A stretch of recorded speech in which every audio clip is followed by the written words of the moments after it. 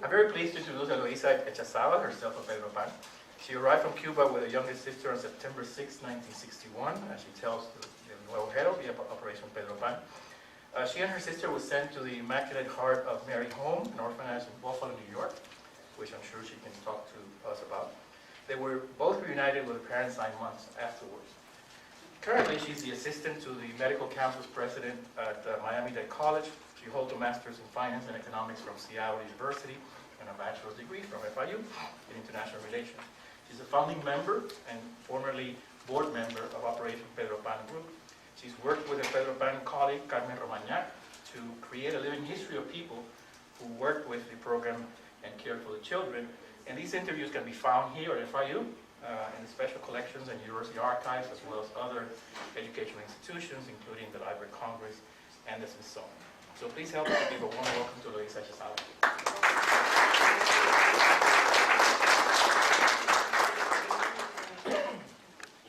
Well, thank you very much to all of you for being here this afternoon. You're good.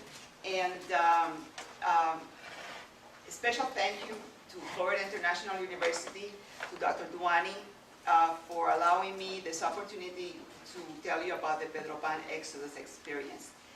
I wish I could introduce all of you here, all the important people, but there's one more person that I would like to specifically introduce now, and that's the Dean of the FIU Libraries, Dean Ann Prestamo. And she's here with her husband, Manuel, and I appreciate her being here. Dean Prestamo, thank you.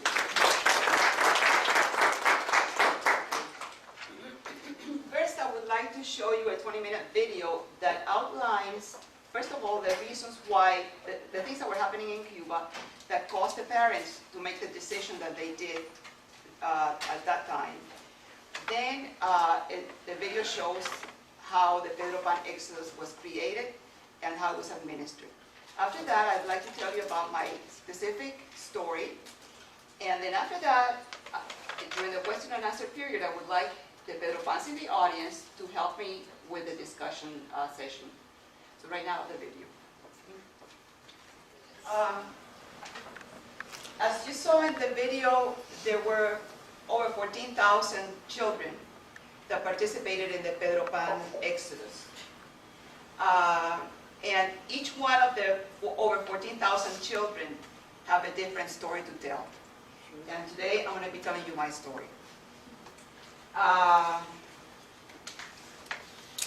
My sister and I had a very happy childhood in Cuba with our parents, our grandparents, aunts and uncles, cousins, friends. We attended the same parochial school since kindergarten, and in my case until 7th grade. I was 13 when I left.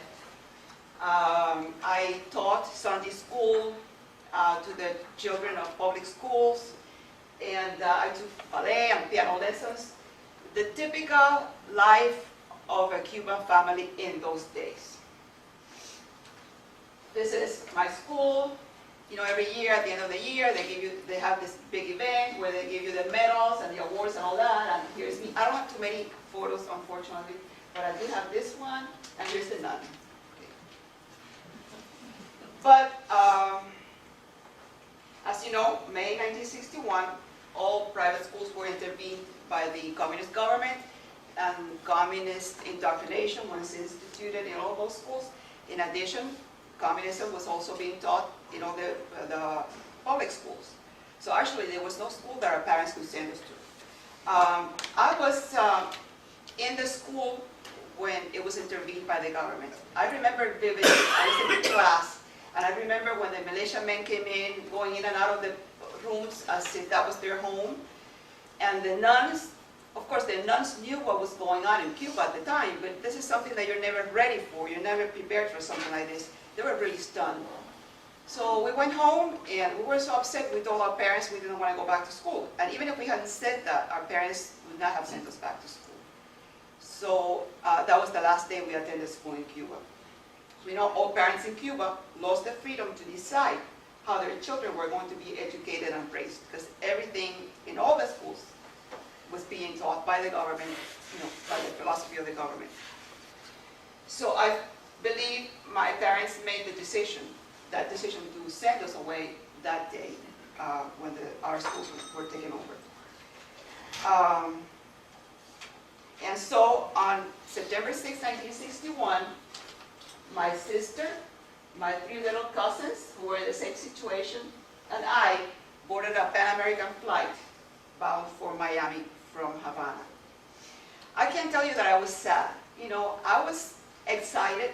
I was taking it as an adventure, mostly because our parents kept telling us that it was going to be for a short time. Of course, most people didn't think that the Castro government was going to last so long. So, you know, they told me that it was going to be for a few weeks, a few months. You know, you'll continue your education, you'll continue practicing your religion there, and then once the communist government was toppled, we could go back to Cuba and continue living our lives. Surprise. Okay, so I was told 2 things by my parents before we left. First of all, of course, to take care of my little sister, who was 8, and my cousins. And then the second thing was, when we arrived in Miami, we had to ask for a man named George. And that's George. George was an employee of Catholic Charities, of the Catholic Welfare Bureau. He made all the flights, and he took care of the children at the airport, you know, through immigration process. He gave us candy, he gave us sandwiches, things like that. And then after all that was over at the airport, then he would take us in his van. Sometimes he had another type of van, but mostly in this white van. He would take us to the camps or group homes. So he took us to Kendall. He took my sister, my cousins, and I to the Kendall camp. Life in the Kendall camp was fine. You know, it was just like in any summer camp. During the daytime, we had activities. We attended English classes. So things are fine. Now, it was at night when things were different. My sister and I slept in 2 separate dormitories because of our difference in ages. And it was at night when you heard the kids cry. It was at night when we missed our parents the most. It was at night when we missed our home. You know, I don't know why, but that's the worst part. Then the day would come, and then again back to the activities and to the classes, and days would go by, and you know how kids are, they adjust, and we all made it. Now, after being in Kendall 6 days, about 7 days, we were told that they would be sending us to Buffalo, New York. It was fine, because every day, we were used to that. Every day you would hear, oh, so-and-so is going to Nebraska. Oh, so-and-so is going to Texas. So that was part of the daily routine there in the camps. So they told us after 7 days, which was soon, which was pretty fast, that we were going to be going to Buffalo. So the day that the little bus came to take us to the airport, I remember the young, attractive guy who was taking us to the airport. He said to me, and where are you going? And remember, I didn't know any English at the time, so I said, Buffalo. And he said, Buffalo? Ahí todo el mundo es rubio con ojos azules. In English, everybody there has blonde and blue eyes. And I thought, oh my God, where are they sending me? Because you know, actually I had light brown hair, but my sister had very dark hair. So when I get to Buffalo, of course, there were people of Italian descent, Irish descent, Oriental descent. So the guy in Miami either didn't know what he was talking about, or he just was teasing, which I thought was pretty nasty. But anyways, so we learned fast. That Buffalo was okay. So we arrived in Buffalo, and we were taken to an orphanage, the Immaculate Heart of Mary home. If you have seen the movie Doubt, you can get a pretty good idea of what that building was like. It was the dark hallways, the floors that squeaked when you walked on them. Very unlike Cuba, very unlike our houses in Cuba. But we got used to it. The worst part about, well, my sister was in a floor different than I because of the difference in ages. And we used to see each other like on Sunday Mass and some afternoons after school, but it was not all the time. The worst part was getting used to the lack of privacy and the lack of control over your life. For example, I hated having to take my underwear and throw it in a giant washing machine together with all the underwear of all the other girls to get it washed. So one day I started washing it on the sink and then hanging it from the railings around the bed. But of course, one of the nuns would come, would pick it up and throw it in the washing machine. So, can't win. Also, our letters letters from Cuba were always open and read before they were given to us. Today, I kind of understand that, but at the time, even for a 13-year-old, that was like invading your space. I remember that, I said, what is this? They're reading my letters before they get to me. But that was just part of what they had to do there. I remember one day, like I said, my sister was in a different floor than I. One day I don't know how she made it, but she comes running up to me to where I was. She was crying hysterically. And she said, Eloísita, look what they've done to me. They took her to the hairdressers, and they gave her a haircut that made her almost bald. And I kept going, but what is this? What is this? She cried for days.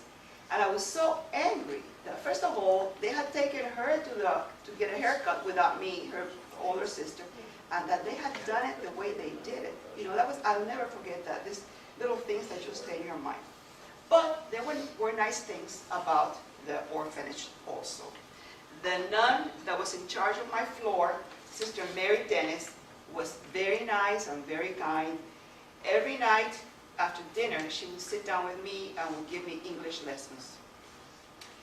And also, I used to go to a school. My sister used to attend school in the orphanage, and I used to walk to school a few blocks with another girl from the orphanage. We attended 8th grade. And I used to enjoy those walks a lot because even though it was cold, the scenery was so different from Cuba. It was the brown brick building houses with pointed roofs and the tall, mature trees, and it was just so different. And I remember that I enjoyed that very much. And to this day, whenever I go up north to visit friends or something and I see that same environment, it reminds me of Buffalo when I first saw that. I remember one day, Sister Mary Dennis said to me, she tried to encourage me to join the Girl Scouts in the orphanage. And when I saw the girls with the bandanas and the caps, I thought immediately about the Malaysian expedition back in Cuba. One of the reasons why our parents had gotten out of there. And I said to the nun, I said, well, I'm going to call, because we were able to call Cuba. I don't remember how often, but we could do that. Or our parents could call us. And I said, well, I'm going to call Cuba. I'm going to call my mom to ask her for her permission to join Girl Scouts. And the nun must have read my mind because she said, okay, tell your mom that I say it's good, no politics. So I never got to decide because after a few days, they told us that we were going to be transferred to a foster home. I told them I didn't want to go to the foster home because I guess in my mind I was thinking, I'm in the orphanage, it's not my home. I'm going to be going to a foster home, which is not my home either, so why move? Plus in the back of my mind, I knew that soon we would be reuniting with our parents. But nobody listens to a 13-year-old, so to the foster home we went. How long were you in that place? 2 months. In the orphanage, 2 months. This is the foster home. And this photo was taken about 3 years ago by the sister of a friend of mine who lives in Buffalo. And this is amazing. I mean, in my mind, this was the same as it did about over 50 years ago. And this was taken 3 years ago. The family in the foster home was fine. They were nice. They were a nice family, very decent. But I didn't feel warm. They had a daughter that was 1 year younger than I, and there was friction between her and my sister and I. There was competition for school grades and for friends' attention. And so I just, I just wasn't feeling that warm. I know Pedro Pans who lived in foster homes and they felt like they were part of the family. That was not the way it was with me.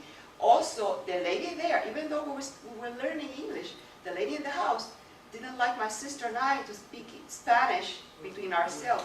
Even in our bedroom, she didn't like us to do that. So, okay, we attended parochial school near the house and St. Leo's School.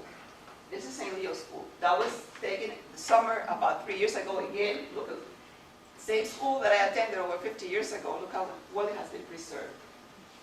And everybody in school in St. Leo's was wonderful to us. The kids, the teachers, everybody. One day we participated in a school play, and I played the piano solo, and everybody was so amazed at how talented these Cuban girls were. So, I want to make sure that was still in Buffalo. yeah. Okay, so then finally, after living in Buffalo a total of 9 months, 2 months in the orphanage and 7 months in the foster home, we were able to come to Miami and reunite with our parents.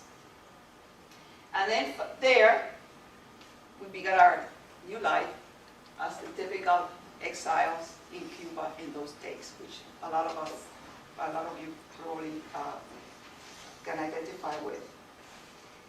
And this is the end of my presentation. I want to thank my parents for having made the decision that they made at the time that they made it, the way they made it, because they had no alternative. And if they hadn't done that, who knows where I would be. I also would like to thank the Catholic Church for having administered our program, to the United States for having funded the program, and above all, I'd like to thank God, because without His guidance and protection, I wouldn't be here today. So this is it. Thank you.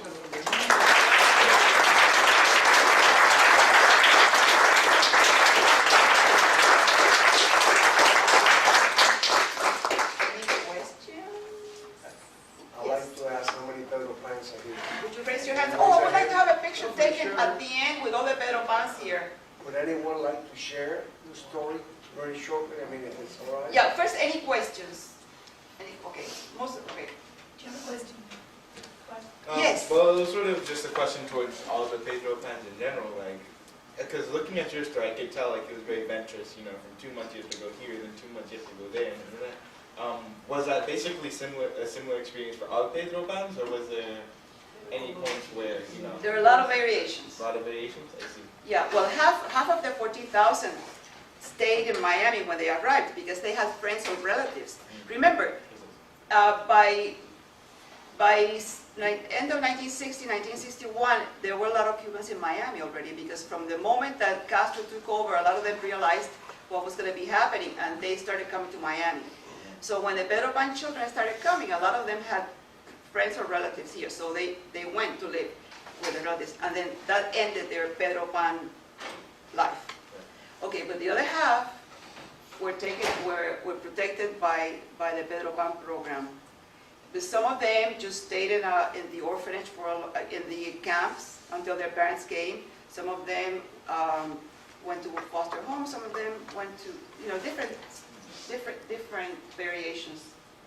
Anybody has something different that would like to? What happened to your cousins? Oh, okay, good question.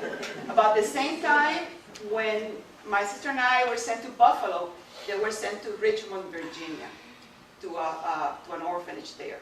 Who? My little cousins, yeah, to Richmond, Virginia.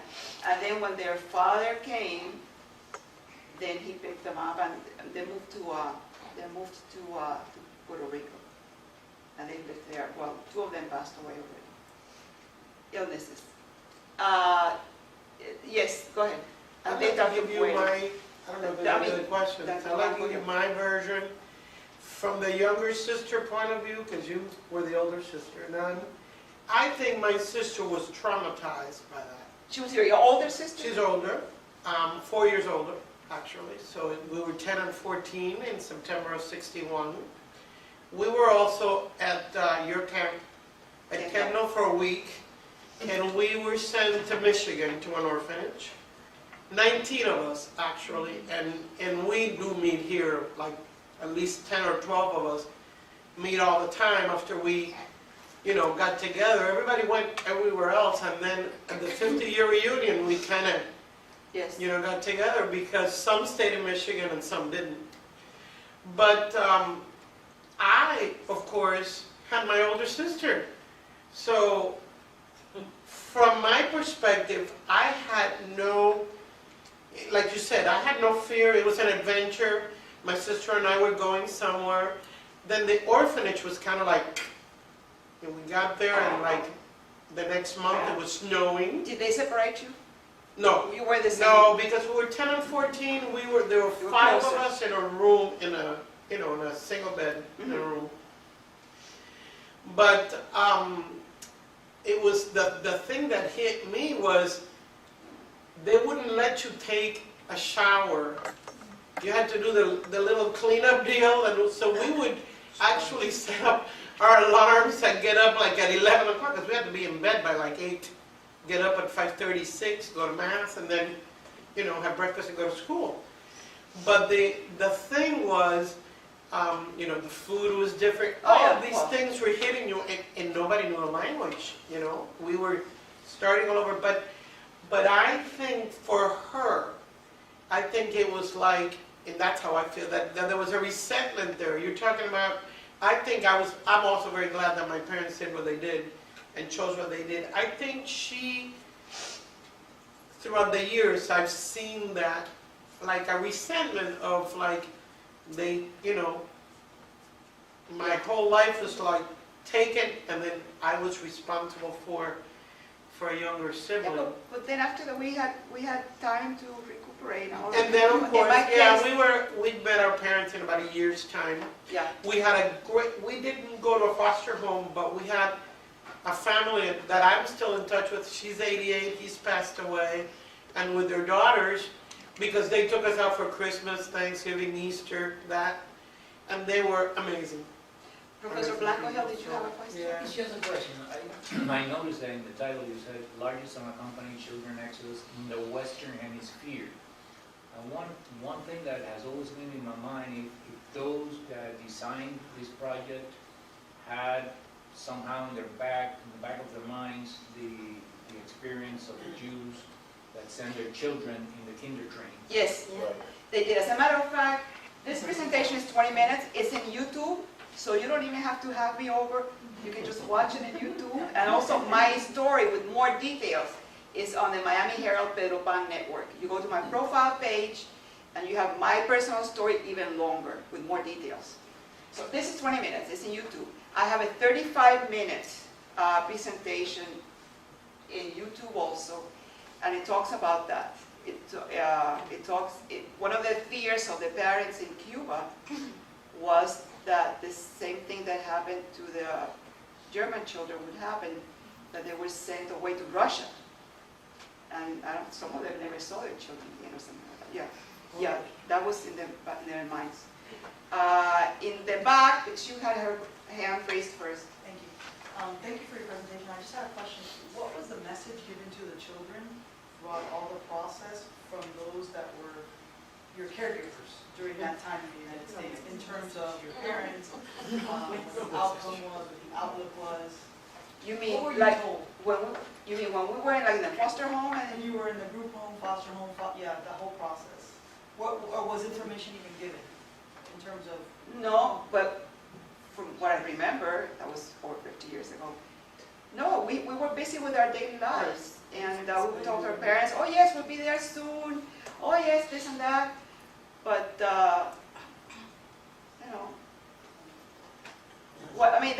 nobody knew what was going to happen. So actually, some of us felt in limbo. Right. But then now we were in the United States. We had to learn English. We had to go to school. This is our new life. And when our parents come, we'll be happier. In the meantime, what can we do? Particularly in the missile crisis, when we thought we would never see anybody again. In the missile crisis, we were in a school in Iowa, and everybody left school. It was a boarding school. Everybody went home because they thought the world was coming to an end. Okay? So we thought, we'll never see our parents That's again. it. You know, that's it, isn't it true? And we were never told anything, you know. We had no idea that there was a Pedro Pan operation. We were not the object of anything that was planned. Oh, yeah, no, We didn't know that. I was glad I came, and I wanted to come and all that, and I was very grateful. But we were in limbo, like you said. Yeah, and I'll tell you, when I came back to Miami after 9 months, of course, I didn't know about Pedro Pan. I didn't know that I was part of a big deal. No, you never Or know. of a big thing. But I was so, no sé, triste, sad, because of the, even though everybody treated me well, you know, I was so sad that I took all the photos. That's why I love so many. I took all the photos that I had and letters that I had, and I tore them out. Oh my gosh. Oh, I have Of course, I wish I hadn't done that.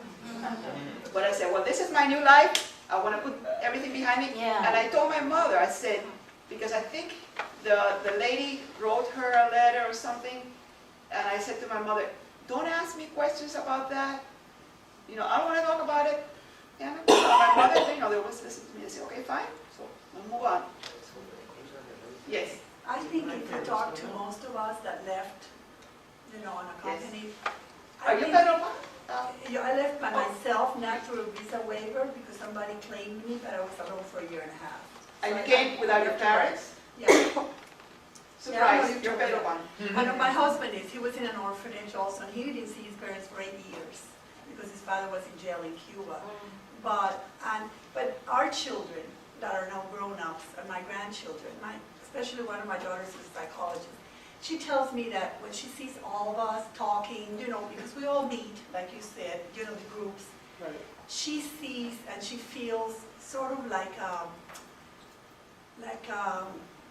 breaking in our lives. Even though we're very happy, we've gone to school, we fulfill ourselves, there's always a longing. Oh, yeah. And Oh, yeah. a My disconnect. kids feel that Yeah. too. Disconnect. Disconnect is. My sister who was younger, you know, I would protect her, and she has been living in California most of her adult life. She doesn't want to talk about Pedro Pan. Maybe if she were in Miami, it'd be different. Who knows? Maybe if I had been living in another state most of my life, I wouldn't want to talk about Pedro Pan either. Here, I can't help it, you know. So I said, well, if you can't lick him, join him and start doing research.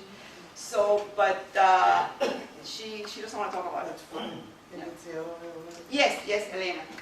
Okay, my first comment is an answer, which you answered well, but to your question, there is a book that's called Fleeing Castro by Victor Andrés Rial, who is a professor of history.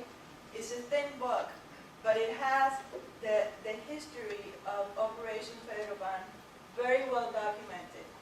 And he speaks of Father Walsh, and the people that worked with him were aware of other movements of children, and specifically I remember them mentioning some Hungarian children that had left Hungary and had come here, that they learned from the negative experiences that those children had, so that the Cuban children would not have the same experience. The one thing that I remember is that it was one of the reasons why they tried to place the children in the same, in a home that practiced the same religion that the children had.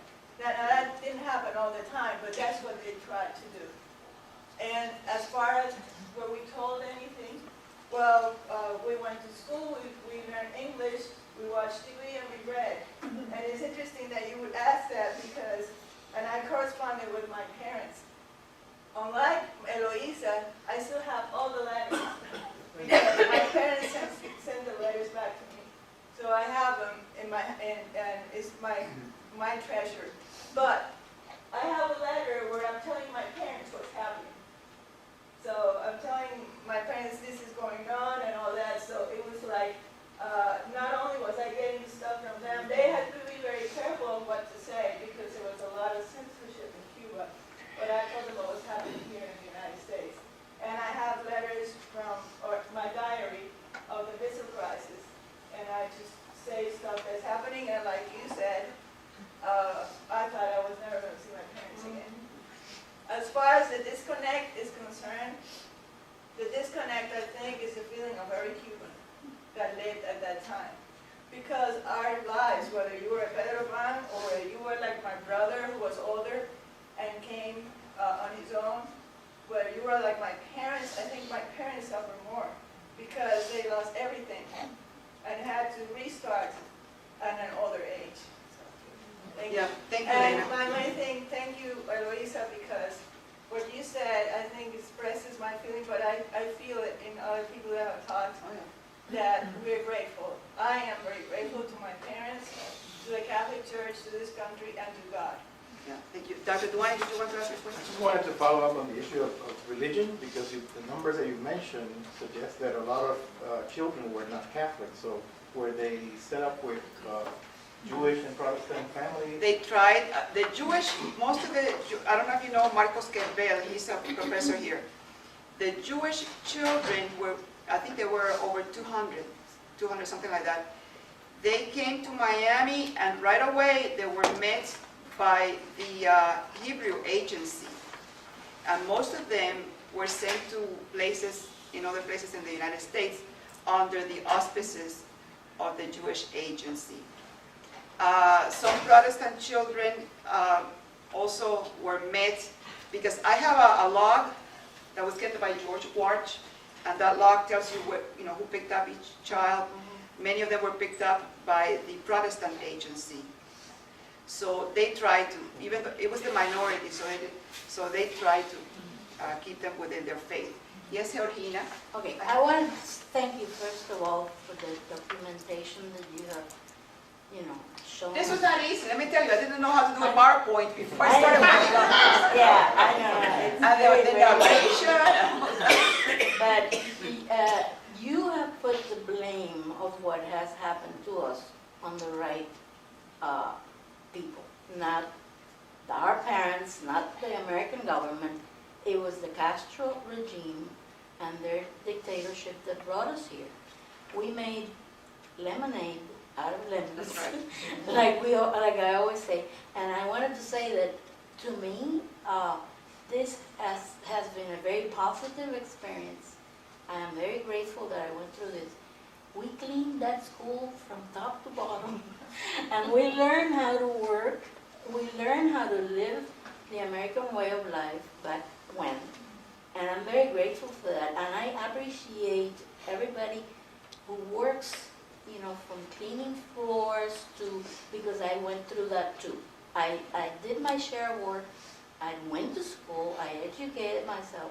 We have worked our lives very hard throughout all our lives. And I would not be alive if I had been left.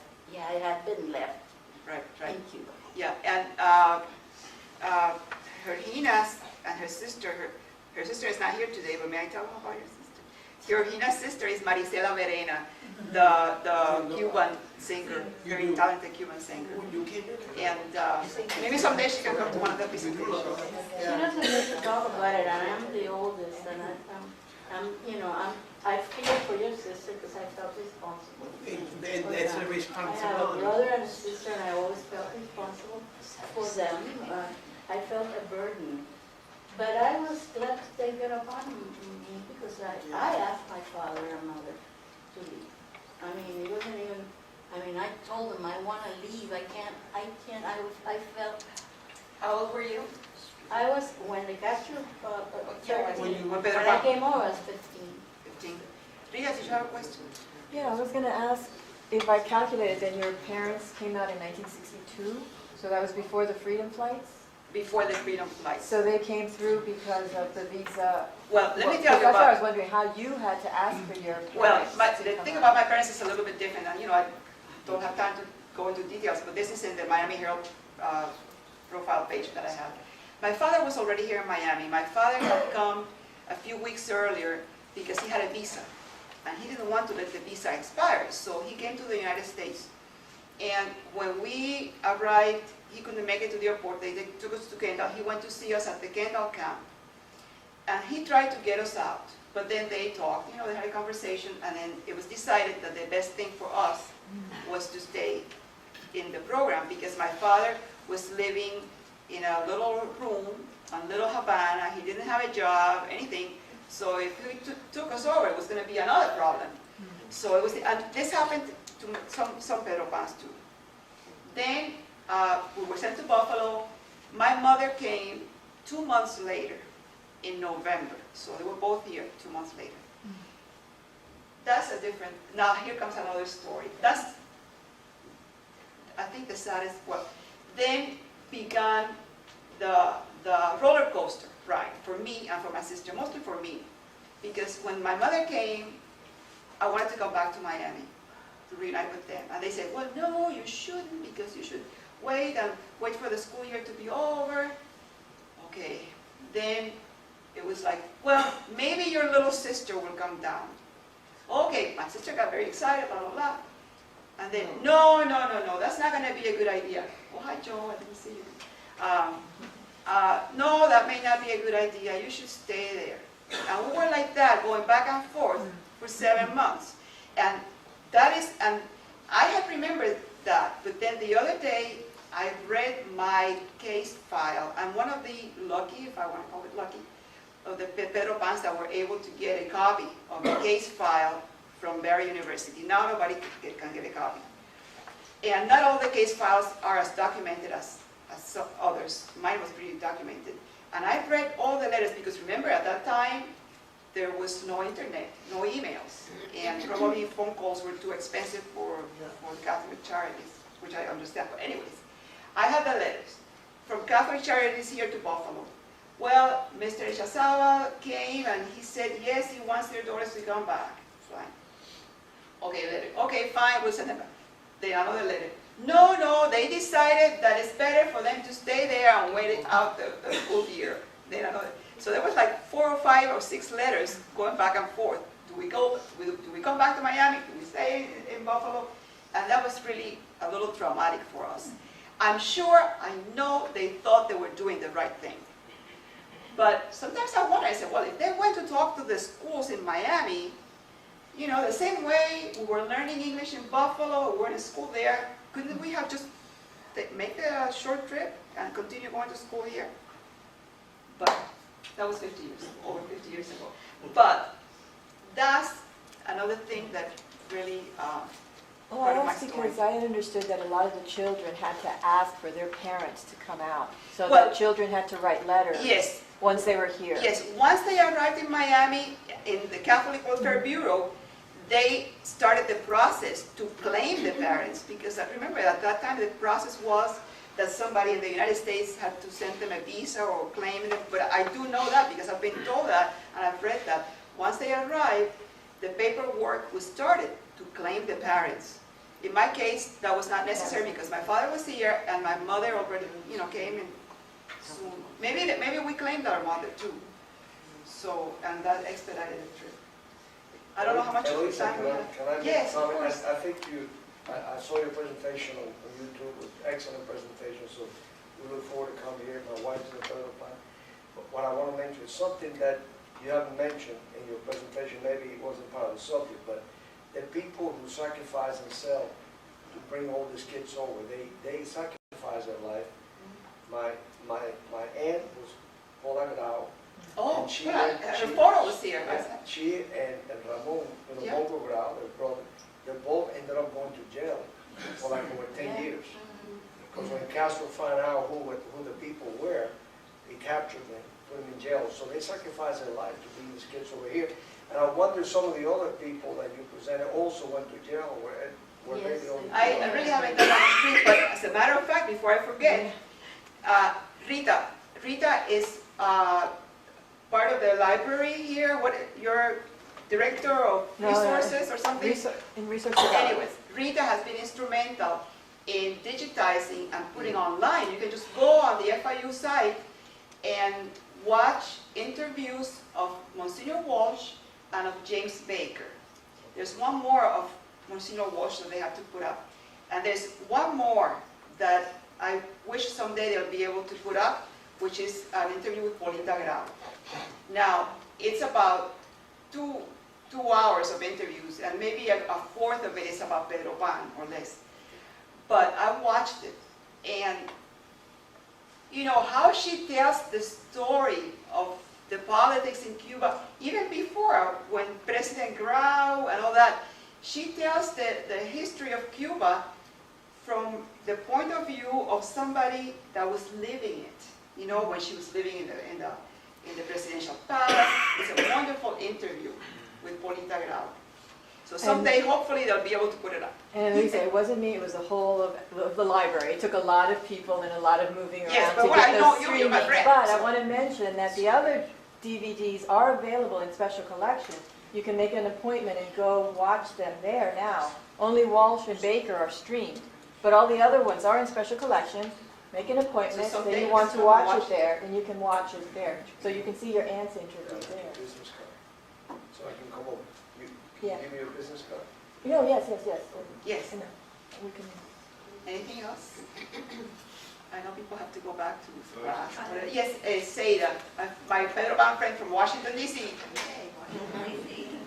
I want to thank you very much for your presentation. I think it's wonderful, and I have a lot of the same events that happen to you, happen to me. If I first get there, ask for George, and then a lot of other things.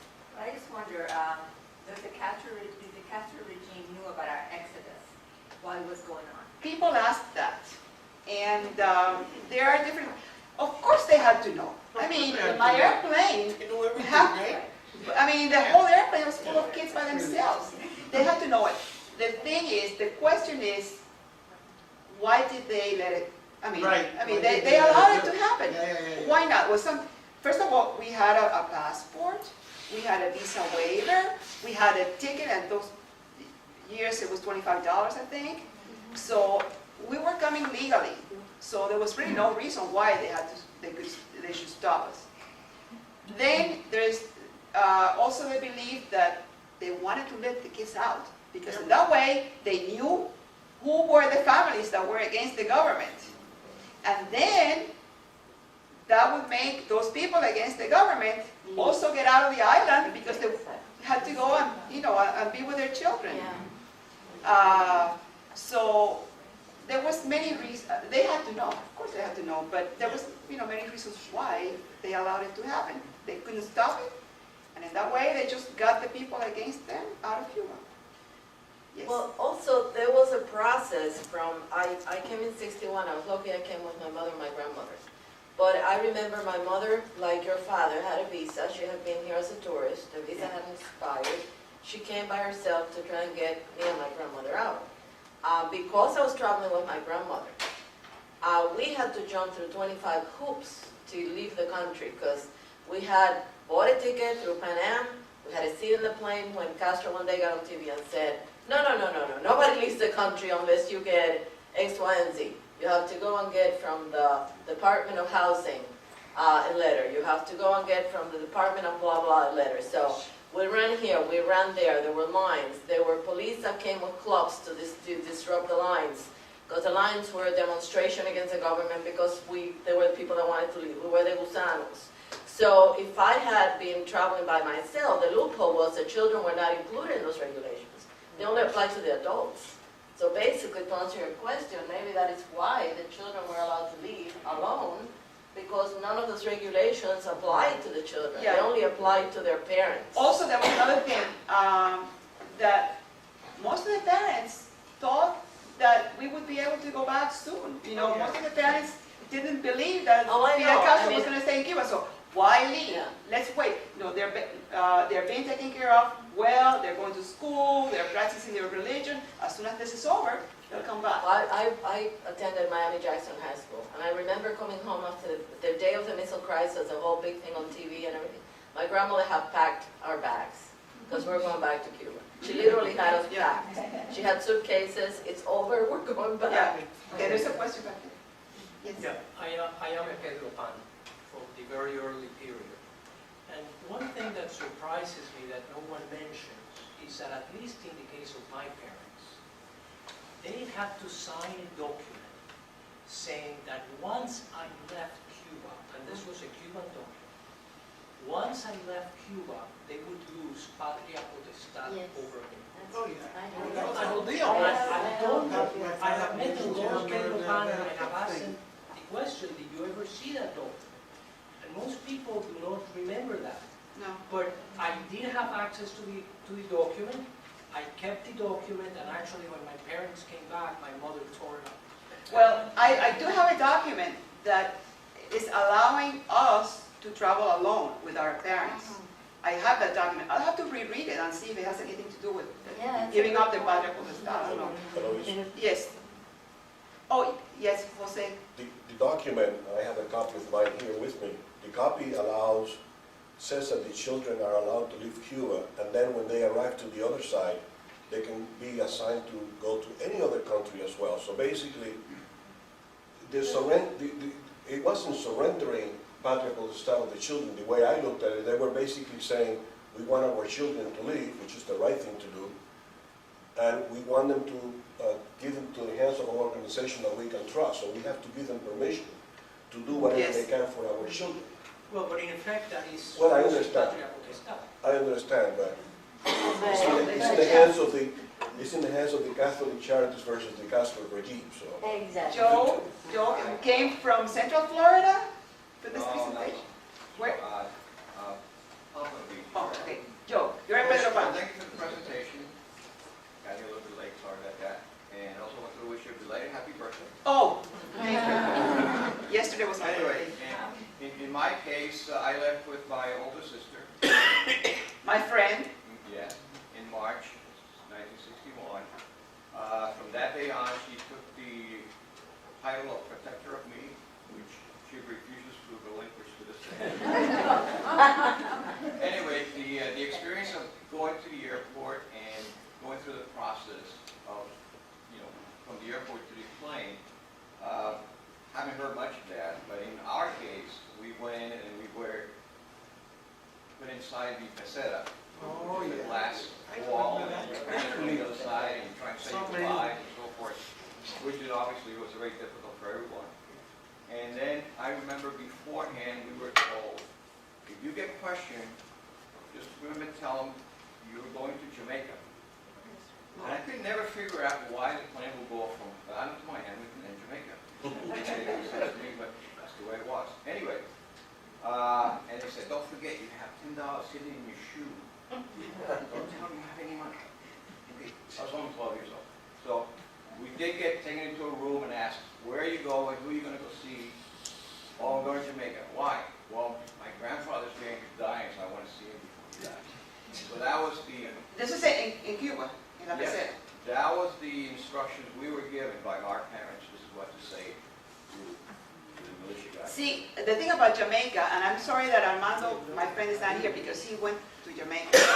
When the American embassy closed in Havana, that was when Father Walsh said, well, this ended, too bad. Then I mentioned it here, the Jamaican government said that they would give us Jamaican visas. So we could go to Jamaica, and then from Jamaica, we could get a visa to the United States. And what happened many times, and I know Pedro Pans that did this, it was a KLM flight that went Havana, Miami, Kingston. And of course, their ticket and everything was to go to Kingston. But they were told, when you are in Miami, get off the airplane. Right, exactly. And they get off, and then they ended in Miami and San Pedro Pan. But some of them, maybe it was a non-stop flight, or they wanted to go to Jamaica, I don't know. But Armando, my friend, went to Jamaica, and he was there a few days, and then he got a visa from Jamaica to go to the United States.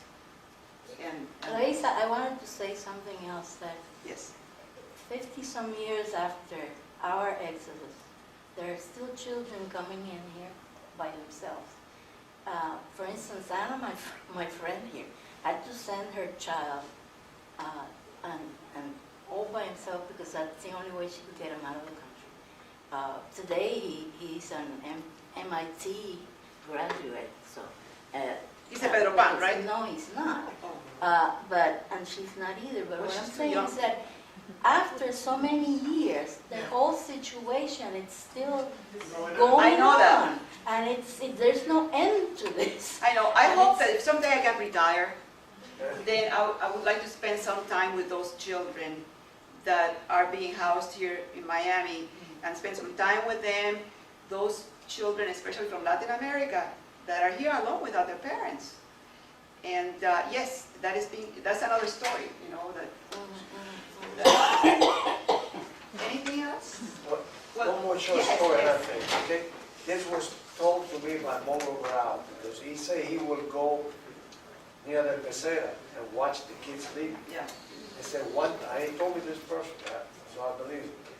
One time he was there waiting, and this lady came with a little baby and said, would you take this kid to, out of this, oh, it wasn't even, and somehow he gave it to one of the he managed to get one of the youngers to come out, took the baby and said, just tell him it's your brother.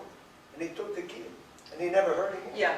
Officially, Amazing. the age range is 6 to 16, but there were 3-year-olds, there were 2-year-olds, there were babies. They were babies. Because I have the log, Yeah. and I know their was 4. birthdays and all that. I was 4 when I met. You were 4. Wow.